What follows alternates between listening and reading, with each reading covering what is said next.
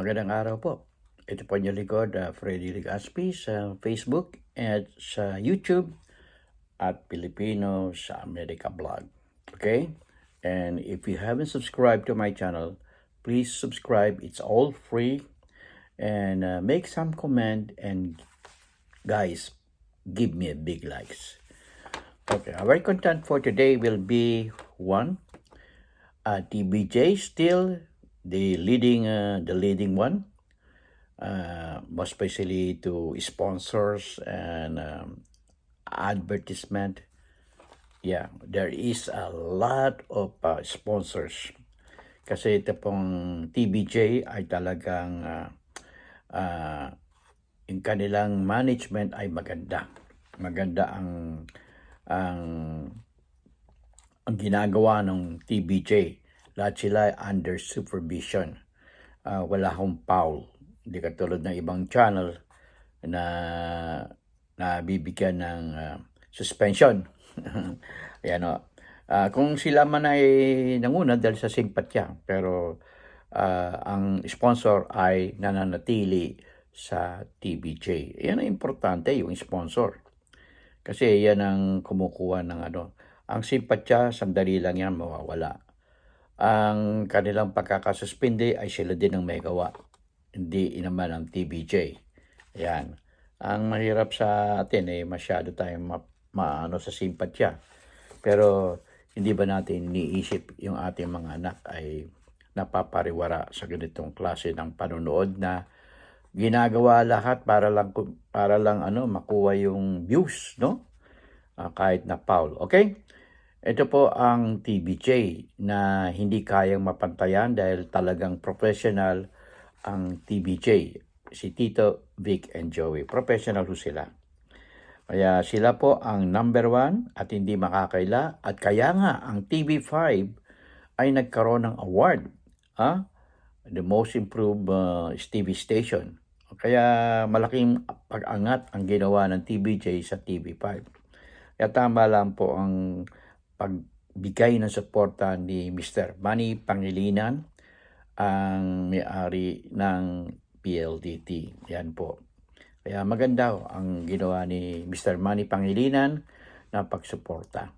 Ngayon, mabalik naman tayo sa FIBA Basketball Tournament. Sa FIBA Basketball Tournament ay pumapasok na po tayo sa semifinals. Ang semifinals ay nag-umpisa na ngayon. Ngayon Thursday at Friday. At yan ang mag-umpisa. At bukas ang maglalaban ay ang United States and Germany for the semifinals. Yan. Kasama ang Canada at ang Serbia. Yan. Maglalaban po sila para sa semifinals. After the semifinals, then the final will come. Okay? At ito po ay magtatapos sa September 7 yata. No? September 10. Baka sa Sunday. Sa Sunday magtatapos. At pupunta yan sa ibang venue para sa championship. Okay? Pero maganda ho pinakita ng Gilas Pilipinas sa last game nila sa China. Kaya ang Pilipinas ay na-qualified sa Olympic. Na-qualified because yung quotient maganda ang ating resulta dahil tinambakan ng Pilipinas ang China. Yan ang importante. Bagamat hindi man sila nanalo sa 4 games, doon mapapakita talaga na kulang sa preparasyon ang Gilas. Yan po ang preparation talagang importante yung preparation kahit kayo ay nag-aaral. Hindi kayo mag-aral ng gusto, sa final lang kayo mag-aaral. Sa palagay nyo kaya papasa kayo? Palagay ko hindi.